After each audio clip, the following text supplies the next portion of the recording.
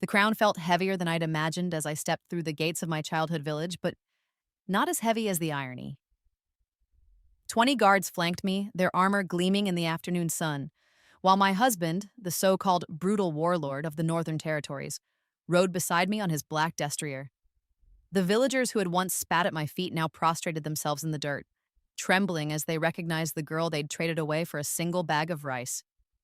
My stepmother was among them, her face pressed into the mud, the same woman who had smiled as she handed me over to strangers like livestock.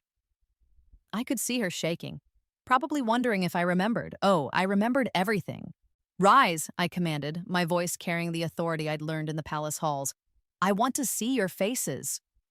They obeyed, fear written in every line of their expressions. My stepmother's eyes met mine, and I saw the exact moment she realized who I was. The recognition hit her like a physical blow, and she stumbled backward. "Impossible," she whispered. You're supposed to be dead." I smiled, the expression cold and calculating. Death has a way of being temporary for some of us, especially when we have unfinished business. The memories crashed over me then, as vivid as if they'd happened yesterday instead of in another lifetime. Because that's exactly what it was. Another lifetime. I had died in this village, starved and broken, only to wake up in my 8-year-old body with every memory intact. 30 years of memories crammed into a child's mind, including the knowledge of exactly what my family would do to me if I didn't change my fate. But I'm getting ahead of myself. Let me tell you how a discarded daughter became a queen. It started with the famine, as all the worst stories do. I was 8 years old when the crops failed for the third consecutive year, and our village faced starvation. But my family had always been hungry. At least, I had always been hungry. My stepmother, Alara, made sure of that. She'd married my father when I was 3, bringing her own daughter, Senna, into our home. From that moment, I became invisible unless someone needed a scapegoat. While Senna received new dresses and hair ribbons, I wore rags. While Senna learned letters and numbers, I scrubbed floors. While Senna ate full meals, I survived on scraps. My father, weak and desperate for peace, chose willful blindness over protecting his own blood. It was easier to let Alara have her way than to face her fury. Easier to pretend his first daughter didn't exist than to fight for her. The worst part wasn't the hunger or the beatings or even the endless labor. It was the hope. Every night I'd fall asleep, believing that tomorrow my father would see me, really see me, and remember that he'd once loved me. Every morning brought fresh disappointment. In my first life, it took me 30 years to understand that some people are incapable of love. My father wasn't a victim of Alara's manipulation. He was a willing participant in my suffering because it made his life easier. When I was 13 in that first life, traders came to our village during the worst of the famine. They brought grain and rice, more food than we'd seen in years. But they wanted something in return. Girls. Young, healthy girls to serve in the households of the wealthy. "Serve," they said. We all knew what they meant. The village council met in hushed, shameful discussions. Families who could afford to keep their daughters found ways to hide them or buy their safety. But families like mine, families with expendable daughters, I remember the morning they came for me. Alara had done her makeup carefully, put on her best dress. She wanted to look respectable when she sold me. "It's for the greater good," she told the traders, her voice steady as if she were discussing the weather. "The girl eats too much anyway. 1 bag of rice will feed the rest of us for months." 1 bag of rice. That's what 30 years of my life was worth to them. The traders examined me like livestock, checking my teeth, prodding my arms to assess my strength. I was malnourished and small for my age, but I was young and unspoiled. Good enough for their purposes.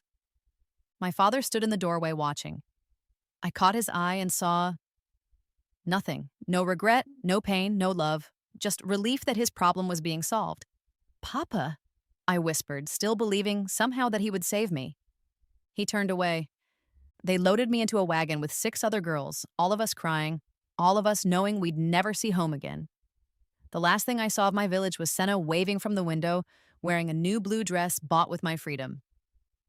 The rest of that first life was a series of horrors I won't detail here. Suffice it to say that the trader's service was exactly what we'd feared. I survived longer than most, a testament to stubbornness rather than strength. But in the end, illness took me in a brothel in the capital city, alone and forgotten. I was 38 when I died, lying on a straw mattress, my body worn out from abuse and neglect. My last thought was a bitter wish. If I could do it again, I would make them all pay. The universe, it seemed, was listening. I woke up in my 8-year-old body on the morning of my 9th birthday, 30 years of memories flooding back in an instant.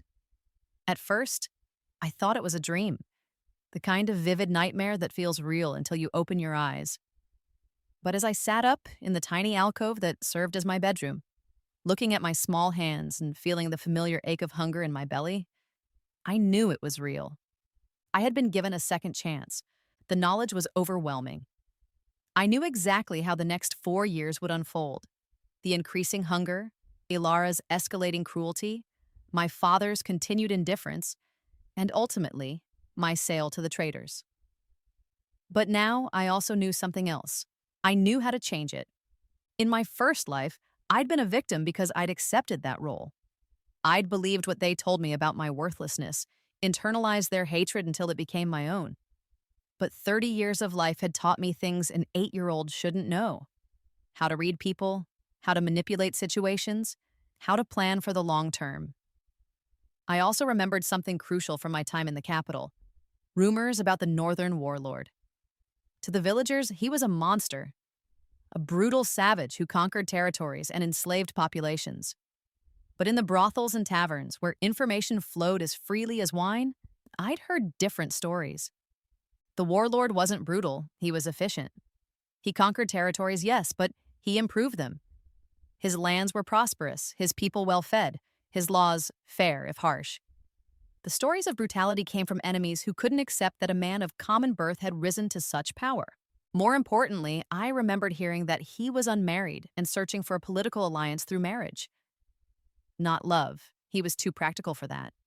But a union that would strengthen his position and provide him with a suitable heir. I had 4 years to make myself into exactly what he needed. The plan was audacious and complicated, requiring me to play a role for years while carefully positioning myself for the moment when opportunity would arrive. But I had something I'd never possessed in my first life, hope backed by knowledge. I started small. Instead of accepting Ilara's abuse passively, I began to document it.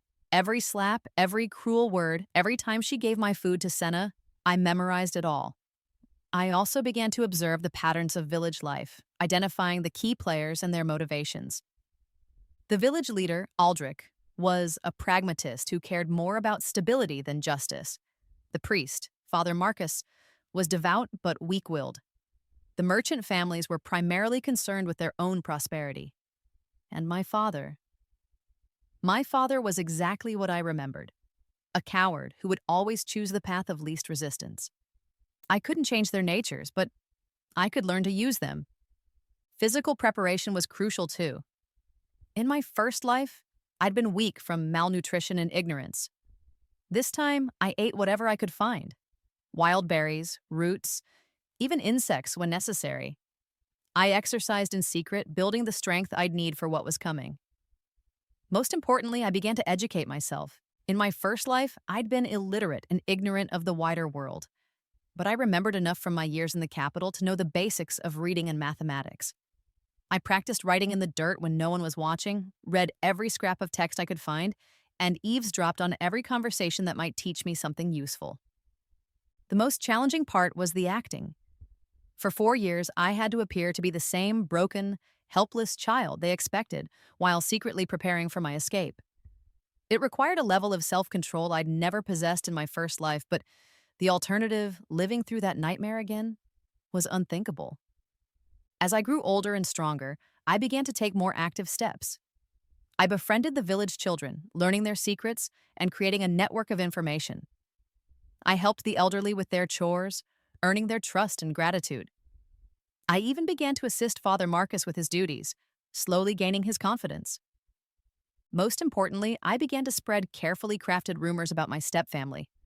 Nothing dramatic, just quiet observations about Ilara's treatment of me, gentle questions about my father's decisions, subtle implications about Senna's character. I planted seeds of doubt that would grow into suspicion and eventually into judgment. By the time I turned 12, the village dynamics had shifted in small but significant ways. People noticed how thin I was compared to Senna. They saw how I worked while she played. They observed my patience and kindness, in contrast to her spoiled behavior. I wasn't trying to make them love me, that was impossible and unnecessary. I was simply ensuring that when the time came, they would remember who I really was. The traders arrived exactly when I remembered they would, a cold morning in late autumn, just as the harvest proved insufficient for the winter ahead. I was waiting for them. This time, instead of cowering in the house, I positioned myself in the village square where everyone could see me. I'd spent weeks preparing for this moment, and every detail had to be perfect. When the traders announced their offer, food in exchange for girls, I watched the familiar drama unfold. Families clutched their daughters close, desperate negotiations began, and the village council retreated to their shameful deliberations. But this time, I was ready.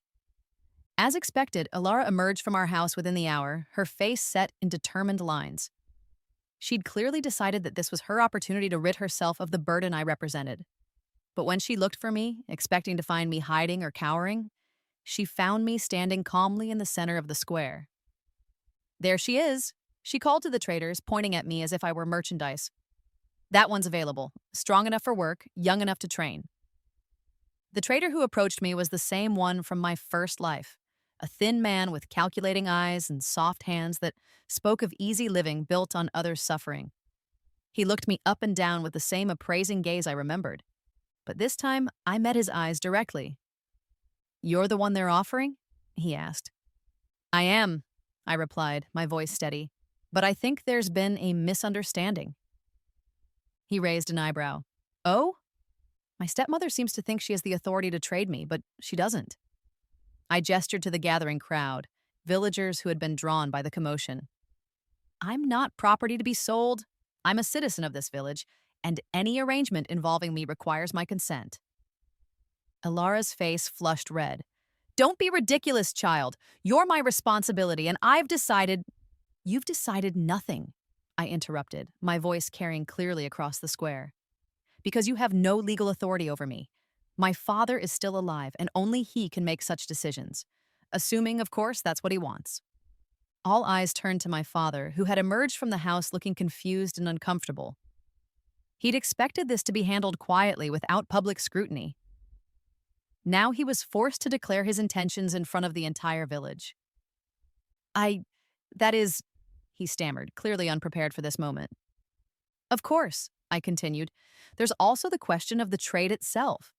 One bag of rice for a healthy girl seems inadequate, especially when that girl has skills that might be valuable." The trader's interest sharpened. "What kind of skills?" This was the moment I'd been preparing for. "I can read and write in 3 languages, calculate complex sums, and I know herb lore that could be useful for medicine or poison, depending on the need." I smiled slightly. "I've also heard that the Northern Warlord is looking for a wife. Seems to me a girl with education and intelligence might be worth more than a bag of rice to the right buyer." The square erupted in murmurs. Alara looked as if she'd been slapped, and my father's confusion deepened. But the trader's expression had shifted from calculating to genuinely interested. "The Northern Warlord?" he mused. "That's ambitious." "Is it?" I tilted my head. "He's looking for a political alliance, not a love match. Intelligence and education are more valuable than beauty for that kind of arrangement. And I imagine he'd pay well for the right candidate." The trader was quiet for a long moment, studying me with new attention. Finally, he nodded slowly. "You're not what I expected." "No," I agreed, "I'm not." He glanced at Alara, then back at me. "And you're willing to be traded?" "I'm willing to negotiate," I corrected. "But not for a bag of rice and not to be sold like livestock. If you're interested in presenting me to the warlord as a potential bride, we can discuss terms. Otherwise, you'll need to find your merchandise elsewhere." The crowd was dead silent now, everyone straining to hear what would happen next. Alara looked furious, my father bewildered, and Senna, for the first time in her life, looked uncertain. The trader made his decision. "Very well, we'll discuss this privately." As we walked away from the crowd, I caught my father's eye one more time. This time, instead of the blank indifference I remembered, I saw something else, a flicker of recognition, maybe even respect. It was too little and far too late, but it was something. The negotiations took 3 days. The trader, whose name was Marcus, not to be confused with our priest, was intrigued enough by my proposal to send a message to his contacts in the north. The response came back faster than expected.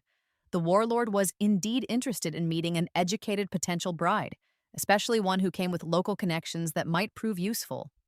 More importantly, he was willing to pay handsomely for the introduction. Not just a bag of rice, but enough gold to see the village through the winter and beyond. When the villagers learned the sum involved, their attitude toward me shifted dramatically. Suddenly, I wasn't the discarded stepdaughter being sold for scraps.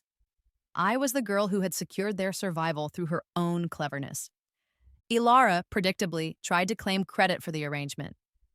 I always knew she had potential, she told anyone who would listen. That's why I was so eager to help her find a suitable match. I let her talk. It didn't matter what lies she told now. What mattered was that in 3 days, I would leave this village forever, not as a victim being sold, but as a potential queen traveling to meet her future husband. The night before my departure, I made my rounds through the village, saying goodbye to the few people who had shown me kindness over the years. Old Henrik, who had taught me about herbs. Maya, the baker's daughter, who had occasionally shared her bread. Father Marcus, who had unknowingly helped me learn to read by leaving his books where I could find them. I saved my family for last. Senna approached me first, her usual confidence shaken. "Is it true?" she asked. "Are you really going to marry a warlord?" "Possibly," I said. "It depends on whether we suit each other." "But what if he doesn't like you? What if you come back?" I smiled at her, and for the first time in either of my lives, I felt pity for my stepsister instead of anger. She'd been raised to believe that her value lay only in her beauty and her ability to please others. She had no idea how to exist in a world where intelligence and strength mattered more than a pretty face. "I won't be coming back," I told her gently. "Whatever happens, this isn't my home anymore." My father was harder to read. He studied me with an expression I couldn't quite decipher, as if seeing me clearly for the first time. "I don't understand," he said finally. "When did you become so what? So much yourself?" It was perhaps the most honest thing he'd ever said to me. "I was always myself, Papa. You just never looked." He flinched at that, and I saw genuine regret in his eyes. But regret wasn't the same as love, and it certainly wasn't the same as redemption. Ilara was the only one who didn't say goodbye.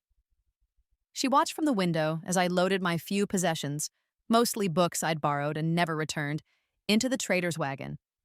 Her face was stone, but I could see the calculation in her eyes. She was already planning how to spin this story to her advantage. That was fine. Let her have her small victories. I was playing a much longer game. As the wagon pulled away from the village, I looked back one last time at the place that had been my prison for 2 lifetimes. The sun was rising, painting the rooftops gold, and for a moment it looked almost beautiful. Then I turned my face toward the north and didn't look back again. The journey to the Northern Territories took 2 weeks, and I used every moment to prepare. Marcus, the trader, proved to be an unexpected source of information. He'd been to the Warlord's court before and was willing to share details about the political situation, the key players, and most importantly, about the Warlord himself. His name was Kieran Blackthorn, and he was 32 years old, exactly the age I'd been when I died in my first life. He'd been born to a blacksmith in a small mountain village, but his combination of intelligence, charisma, and ruthless pragmatism had elevated him from common soldier to commanding general to independent warlord in the span of 15 years. He controlled 3 major territories and several smaller holdings, commanding the loyalty of nearly 50,000 people. His armies were well-trained and disciplined, his lands prosperous, his justice swift but fair. He'd never lost a battle and had never broken a treaty. He was also, according to Marcus, completely uninterested in romance. "Don't go thinking this is some fairy tale," Marcus warned me as we camped one evening. "Lord Blackthorn doesn't want a wife for love or companionship. He wants an alliance that will strengthen his position and provide him with legitimate heirs. If you're expecting sweet words and gentle courtship, you'll be disappointed. Good, I replied, surprising him. I'm not interested in romance either. I want security, respect, and the power to protect myself. If he can provide those things, I can provide what he needs in return. Marcus studied me with the same calculating look I'd seen from the village trader.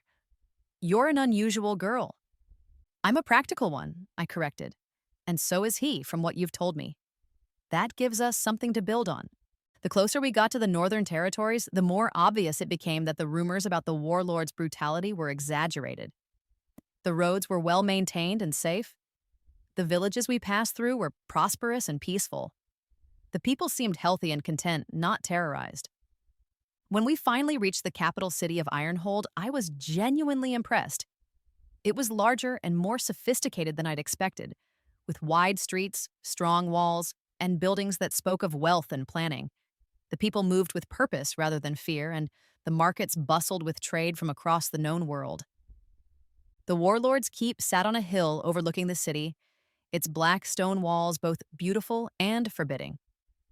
As our wagon climbed the winding road to the gates, I felt a mixture of anticipation and nervousness that reminded me I was, despite everything, still only 13 years old.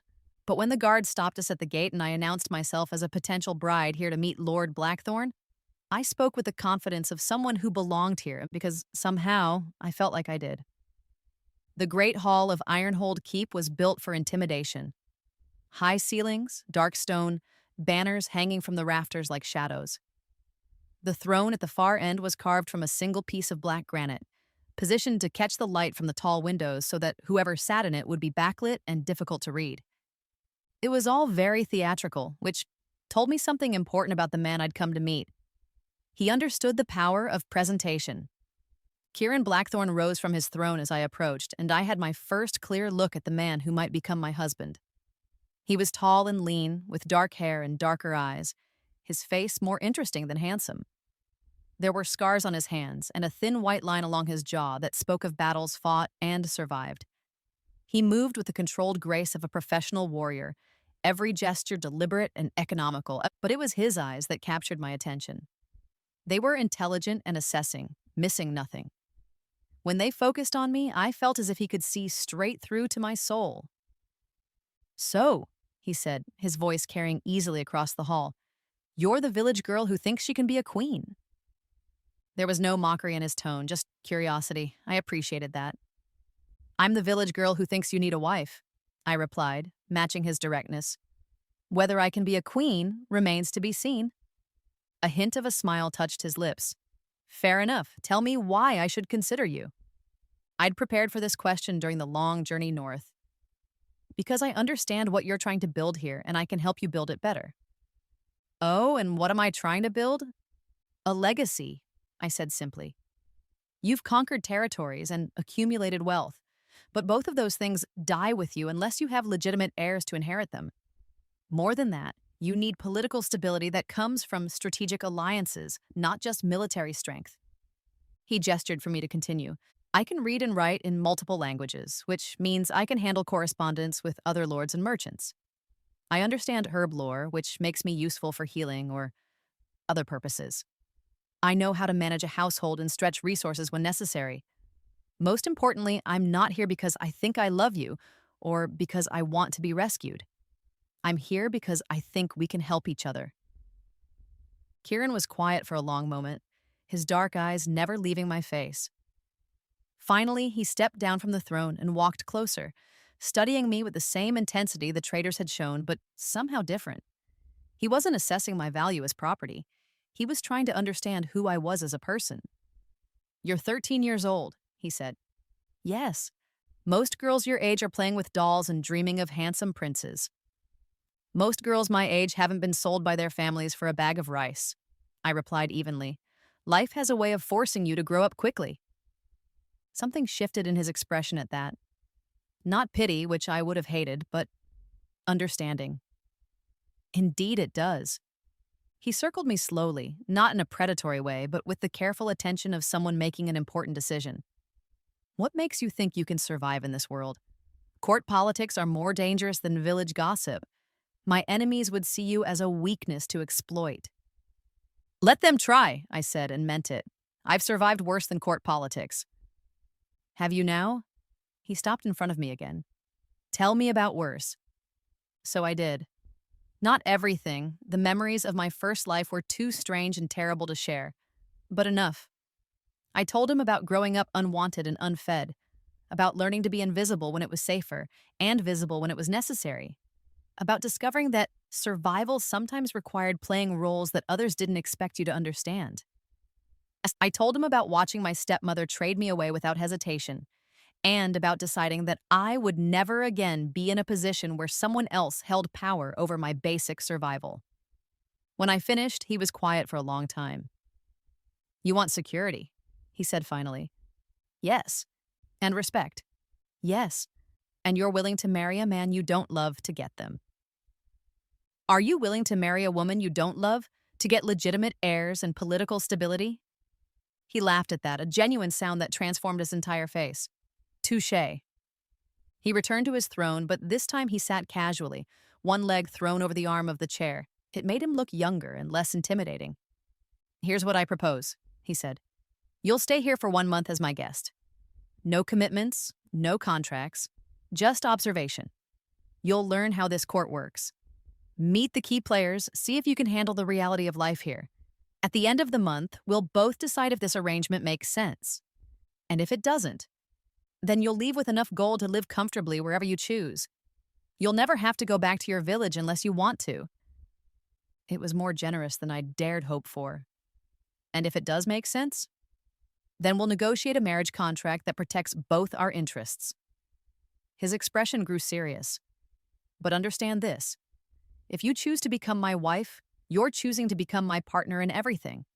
The power that comes with being queen also comes with responsibility and danger. I won't coddle you or protect you from the consequences of your choices. I wouldn't want you to, I assured him. I can protect myself. We'll see about that. The month that followed was unlike anything I'd ever experienced. Kieran assigned me a suite of rooms in the keep and a small staff to assist me, but he made it clear that I was free to explore and ask questions. I took full advantage of that freedom. I spent hours in the library, reading everything I could find about law, politics, history, and strategy. I observed court sessions where Kieran heard petitions and settled disputes, noting how he balanced justice with pragmatism. I explored the city, talking to merchants and craftspeople and common folk, learning about their concerns and aspirations. Most importantly, I watched Kieran himself. He was exactly what Marcus had said, completely unromantic and utterly practical. But he was also fair, intelligent, and surprisingly accessible to his people. He remembered names and faces, listened to complaints with genuine attention, and made decisions based on logic rather than emotion. He was also, I gradually realized, deeply lonely. Oh, he had advisors and allies and people who depended on him. But he had no one who knew him as a person rather than a lord. No one he could trust with vulnerability or uncertainty. No one who saw Kieran the man instead of Kieran the warlord. It wasn't love I felt for him, not yet. But it was understanding. We were both people who had learned to be strong because the alternative was destruction. We were both more comfortable with respect than affection, more interested in partnership than passion. We were well matched in ways that had nothing to do with romance and everything to do with survival. The month passed quickly, and when it ended, we sat down to negotiate our marriage contract like the practical people we both were. It was thorough and detailed, covering everything from property rights to succession laws to the circumstances under which the marriage could be dissolved. One more thing, I said as we reviewed the final draft. I want to promise that you'll never trade me away for any reason. Not for political advantage, not to end a war, not even to save your own life. He looked up from the parchment, his expression serious. That's a significant promise. It's a necessary one, I replied. I need to know that choosing you means I'll never again be at someone else's mercy. You have my word, he said solemnly, and my seal on the contract to make it legally binding. We were married 3 days later in a ceremony that was more political than romantic, but somehow perfect for us. I wore a dress of deep blue silk that made me feel like a queen, and Kieran presented me with a crown of silver and sapphires that had belonged to his grandmother. When he kissed me at the altar, it was brief and formal, but his hands were gentle, and his eyes held a warmth that hadn't been there when we first met.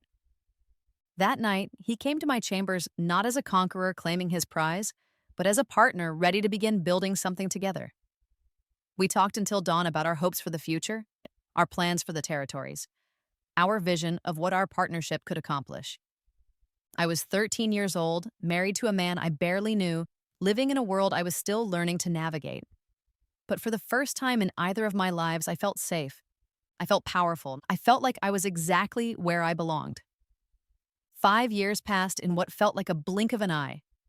I threw myself into learning everything I could about governance, strategy, and leadership. Kieran proved to be an excellent teacher, patient when I was confused, encouraging when I was frustrated, and genuinely proud when I succeeded. By my 16th birthday, I was handling much of the domestic administration of our territories, while Kieran focused on military and external affairs. We made a good team, complementing each other's strengths and covering each other's weaknesses. Our marriage had evolved from practical partnership to genuine affection. We weren't passionately in love. Neither of us was built for that kind of emotional intensity.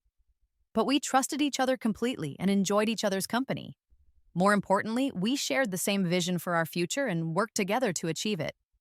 The territories prospered under our joint leadership, trade increased, infrastructure improved, and our people enjoyed a level of security and prosperity that was rare in these turbulent times. Other lords began to seek alliances with us, recognizing that our combined administrative and military skills made us valuable partners. Everything was perfect, which was, of course, when my past came back to haunt me. The messenger arrived on a gray autumn morning bearing news that made my blood run cold. A plague had struck the southern regions, including my birth village. According to the reports, nearly half the population had died, including my father. My stepmother and sister were among the survivors, but they were destitute and desperate. The message, sent through a series of intermediaries, was a plea for help from their former daughter and sister. "They have some nerve," Kieran said when I showed him the letter. "After what they did to you, they expect you to come to their rescue?" I stared at the parchment, my emotions churning. Part of me wanted to burn the letter and pretend I'd never seen it. They'd discarded me when I was inconvenient. Why should I care what happened to them now? But another part of me, the part that remembered dying alone and forgotten in that brothel, couldn't ignore their suffering. Not because I loved them, but because I was no longer the helpless child they'd traded away. "I want to go back," I said finally. Kieran raised an eyebrow. "Why?" "Because I need to see it finished," I replied. "All of it. The girl they sold is gone, but the woman she became needs to face them one more time." He studied my face for a long moment, then nodded. "Very well, but we do this properly. You're not going back as a refugee begging for scraps. You're going back as a queen."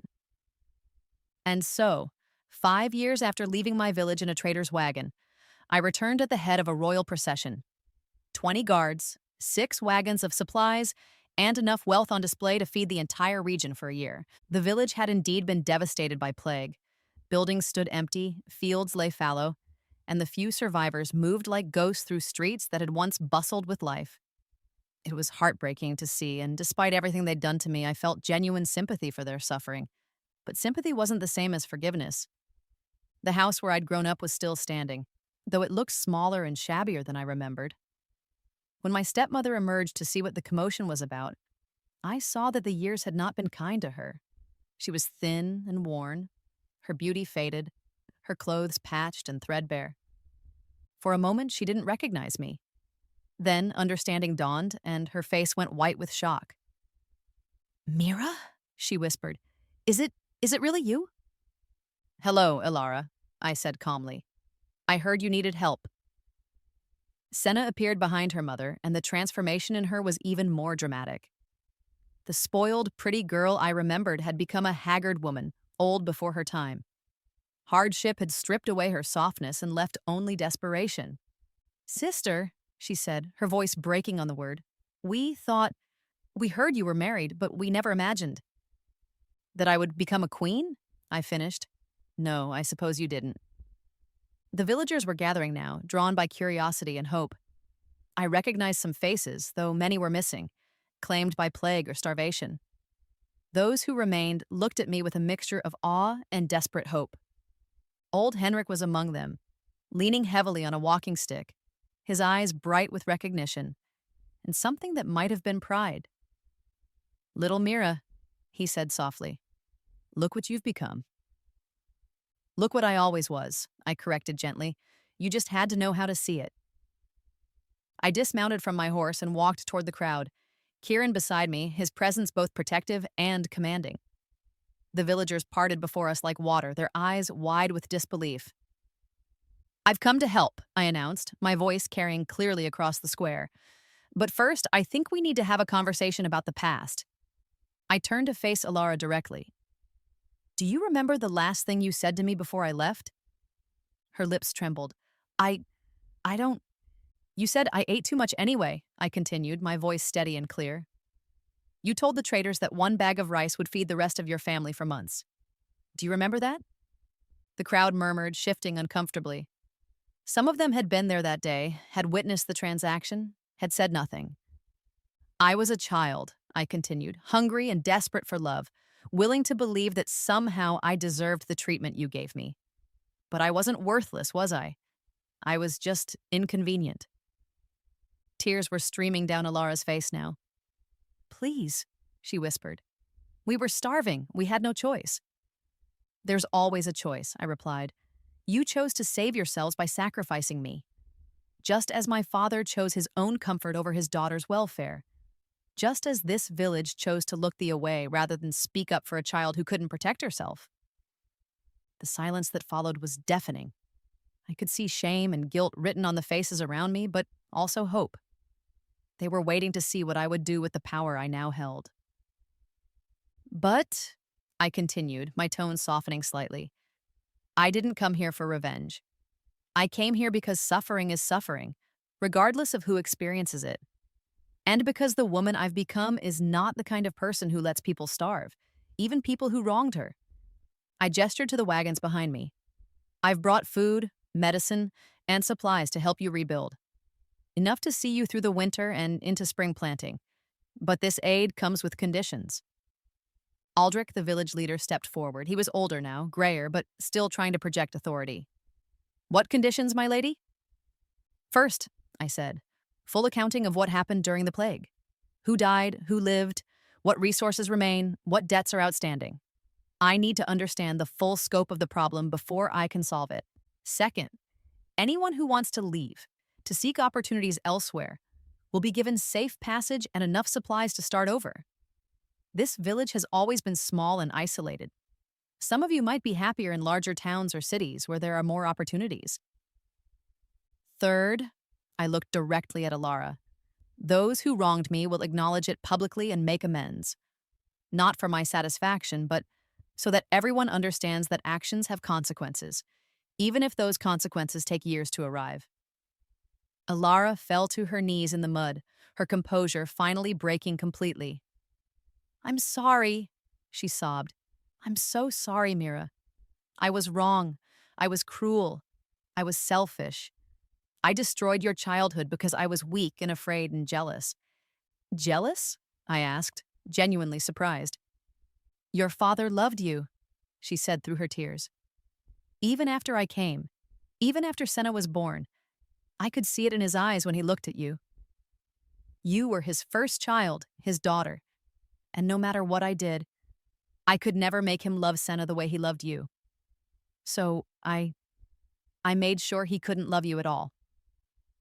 The confession hit me like a physical blow. In all my years of wondering why my father had abandoned me, I'd never considered that Alara might have actively worked to destroy our relationship. "You poisoned him against me," I said slowly. "Yes." Her voice was barely a whisper. "I told him you were ungrateful, rebellious, that you resented Senna. I twisted every innocent thing you did until it looked like defiance or spite. I made him believe that showing you affection would only encourage bad behavior." I felt Kieran's hand touch my shoulder, a silent offer of support. The revelation was painful, but not devastating. It explained so much about my father's behavior, his seeming indifference that had never quite made sense. And when the traders came? I prompted. I convinced him it was for the best, that you would be happier elsewhere, that you were too intelligent and ambitious for village life. I made him believe he was setting you free rather than abandoning you. Senna spoke up then, her voice small and broken. I knew, she said. I was young, but I knew it wasn't fair. I knew you were hungry while I was fed, cold while I was warm. I knew Mother was cruel to you, and I liked it because it meant I was special. She looked up at me with the red-rimmed eyes. I'm sorry, too. I should have said something. I should have shared my food, defended you. Something. But I was selfish and spoiled, and I thought I deserved everything I had. The apologies hung in the air between us, raw and painful. I felt a strange mix of vindication and emptiness. I'd wanted acknowledgement for so long, but now that I had it, it felt almost anticlimactic. Thank you, I said finally, for telling the truth. It doesn't change what happened, but it helps me understand it. I turned to address the crowd again. The third condition is met, now we can move forward. The next several hours were a whirlwind of organization. I directed the distribution of supplies, took inventory of the village's needs, and began making plans for reconstruction. It was work I'd become good at over the years, seeing problems clearly and finding practical solutions. But as evening approached and the immediate crisis was addressed, I found myself alone with my thoughts for the first time since arriving. Kieran found me sitting by the village well, staring at the stars. How are you feeling? He asked, settling beside me. Strange, I admitted. I thought coming back would feel more triumphant, I suppose. Instead, it just feels sad. Why? I considered the question. Because I finally understand that it was never really about me. Alara's cruelty, my father's abandonment, even the village's indifference. None of it was because I was worthless or unlovable. It was because they were weak and afraid and small. I leaned against his shoulder, drawing comfort from his steady presence. I spent so many years believing there was something wrong with me, something that made me unworthy of love or protection. But there wasn't. I was just a child caught in the crossfire of other people's failures. And now I know who I really am. Not the discarded daughter they tried to make me, but the woman I chose to become despite them. I smiled up at him. Your wife, your queen, your partner in building something better than what we came from. He kissed the top of my head. Indeed you are. We sat in comfortable silence for a while, watching the stars wheel overhead. Then Kieran spoke again. What do you want to do about them? Your stepfamily, I mean. I'd been thinking about that question all day. I want to offer them the same choice I'm offering everyone else. Stay and rebuild, or leave and start over. But I won't pretend we're family. That relationship died a long time ago. And the village? The village gets a second chance. New leadership, new opportunities, new hope. Some of the damage here can be repaired. I paused. But I'm not staying to oversee it personally. This isn't my home anymore, and I have responsibilities elsewhere. Our responsibilities, he corrected gently. Our responsibilities, I agreed. The next morning, I held a final meeting with the village leadership to outline the reconstruction plan. I was leaving behind enough resources to rebuild not just the infrastructure, but the economy. Seeds for new crops, materials for construction, even some starter funds for new businesses. More importantly, I was leaving behind a new set of principles for governance. No more informal councils making decisions behind closed doors. No more families having absolute power over their children's fates. No more looking the other way when the strong preyed on the weak. These changes aren't suggestions, I told them clearly. They're requirements for continued support. If I hear that you've reverted to the old ways, the aid stops immediately. Aldrich nodded reluctantly. He understood that his own authority was now contingent on good behavior, and while he didn't like it, he was too desperate to refuse. When it came time to say goodbye, the farewells were brief and formal. Alara and Senna approached me one last time, their faces wet with tears. Will we ever see you again? Senna asked. Perhaps, I said honestly, if you build something here worth seeing. I hope. Alara started, then stopped. I hope someday you can forgive us.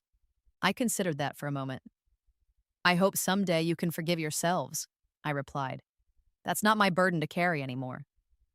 As our procession departed, I looked back one final time at the village that had shaped me in ways both terrible and necessary. It looked different now, smaller, less significant, less capable of hurting me. Any regrets? Kieran asked as we rode away. No, I said, and meant it. No regrets at all. We returned to Ironhold to find our steward waiting with news that would change everything. 3 of the neighboring lords had formed an alliance against us, claiming that Kieran's rapid expansion threatened the balance of power in the region. They were demanding that he surrender half his territories and submit to their authority. War was coming. They chose their moment well, Kieran mused as we reviewed the intelligence reports. They waited until I was away, hoping to catch us unprepared. Are we unprepared? I asked. Militarily? No. We have the stronger army and better defenses. But politically? He frowned. They've been spreading rumors about me, claiming I'm a tyrant who oppresses his people. They're trying to turn this into a liberation rather than a conquest. I studied the map spread across our table, noting the positions of enemy forces and potential battle sites. What if we change the narrative? How? By giving them something they can't argue with. Public support, visible prosperity, undeniable legitimacy. I looked up at him. What if we called a grand assembly? Invited representatives from every territory, every major family, every guild and trade association. Let them see for themselves how our people live, how our government works, how our economy thrives. Kieran raised an eyebrow. That's ambitious and risky. If it backfires, it won't, I said with confidence I genuinely felt. Because we've actually done the work. Our people are prosperous and happy. Our laws are fair.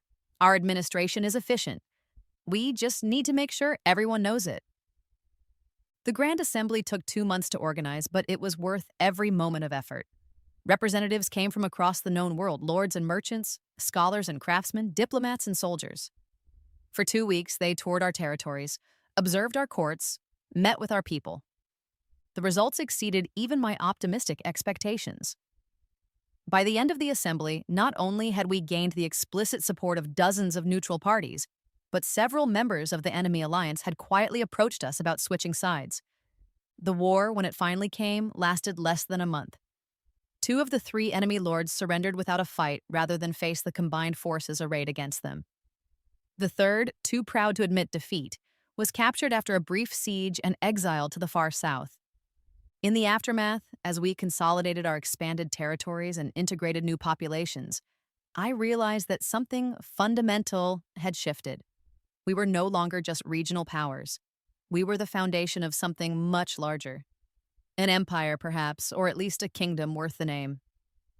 You know what this means, Kieran said one evening as we reviewed the latest expansion plans. What? We'll need heirs soon. The larger our domain grows, the more important succession becomes. I nodded. We'd discussed this before, but always in abstract terms. Now it was becoming a practical necessity. Are you ready for that? I asked. Are you? I considered the question seriously. I think so, but I want to do it right. No children raised as I was raised, no favorites or outcasts, no family members trading each other for political advantage. Agreed, he said solemnly. Our children will know they're loved and valued, regardless of their talents or limitations. And they'll be prepared for the responsibilities they'll inherit. Not sheltered from the realities of power, but educated about them. Also agreed. I smiled at him, feeling the same sense of partnership and shared purpose that had drawn us together in the first place. Then yes, I'm ready. Our first child was born 18 months later, a son we named Marcus, after the traitor who had inadvertently changed my fate. He was followed by 2 daughters, Elena and Sophia, each as different from the others as children could be. Marcus inherited his father's strategic mind and natural authority. Elena had her mother's practical intelligence and gift for reading people. Sophia possessed an artistic temperament that was entirely her own, seeing beauty and possibility where others saw only problems. All 3 grew up knowing they were loved unconditionally, while also understanding the weight of their future responsibilities. They learned statecraft and strategy, but also compassion and justice. They trained with weapons and studied languages, but also spent time with common people, learning about their needs and concerns. Most importantly, they learned that power was a tool for protecting others, not for protecting themselves. By the time they reached adolescence, our empire, for that's what it had become, stretched across nearly half the continent. We ruled with justice and wisdom, protected the weak, encouraged prosperity, and maintained peace through strength rather than oppression. I was 31 years old, the same age I'd been when I died in my first life, when I stood on the balcony of our palace and looked out over the vast domain we'd built together. Cities with clean streets and busy markets, farmland that fed millions, roads that connected distant regions in trade and communication. It was everything I'd dreamed of and more than I'd dared hope for. Any regrets? Kieran asked, joining me on the balcony. It had become our ritual question over the years, a way of checking in with each other and with ourselves. None, I said, and meant it completely this time. Not even about your family, your village? I shook my head. They served their purpose. Without their cruelty, I never would have developed the strength I needed for this life. Without their betrayal, I never would have learned to value loyalty so highly. Without their abandonment, I never would have known how precious true partnership could be. I leaned against him, still marveling at how well we fit together after all these years. They thought they were discarding me, but they were actually forging me. Every insult, every hungry night, every moment of despair, it all made me into someone who could stand here now and know that I earned every bit of this. And them? Do you ever wonder what became of them? Sometimes, I admitted. I hear reports occasionally. The village is thriving. They followed through on the reforms I mandated. Alara died a few years ago, peacefully from what I understand. Senna married a merchant and moved to one of the larger towns. She has children now. Do you want to see them? Your nephew and nieces? I considered that. Maybe someday, when they're old enough to meet me as a person rather than a family obligation. If they're curious about their aunt who became a queen, I might be curious about them too. And if they're not, then that's fine too. I don't need their validation or their love. I have everything I need right here. We stood in comfortable silence, watching the sun set over our domain. In the distance, I could see ships in the harbor, caravans on the roads, people going about their lives in safety and prosperity. Do you think she knows? Kieran asked suddenly. Who? The girl you used to be, the one who died hungry and alone in that brothel. Do you think she knows what her life led to? It was a strange question, but somehow not surprising coming from him. In all our years together, he'd never asked about the details of my past, but he'd always seemed to understand that there was more to my story than I'd ever told. I think she does, I said softly. I think every moment of suffering she endured was worth it to bring us to this moment. I think she would be proud of what we built from the ashes of her pain. Good, he said simply. She deserves to know that it mattered. As the stars appeared overhead, I felt a deep sense of completion. The girl who had been traded for a bag of rice was gone, transformed into a woman who commanded empires. The child who had been unloved and unwanted had become a wife cherished and a mother adored. But more than that, I had become exactly who I was meant to be. Not despite my suffering, but because of it. Not in spite of my abandonment, but through transforming it into strength. They had traded me away thinking I was worthless. I had returned as their queen, and in doing so, I had proven that worth was not something others could give or take away. It was something you claimed for yourself, built through choices and actions and the refusal to accept less than you deserved. The girl they discarded had died, it was true. But from her ashes, a queen had risen, and this queen would never bow to anyone ever again.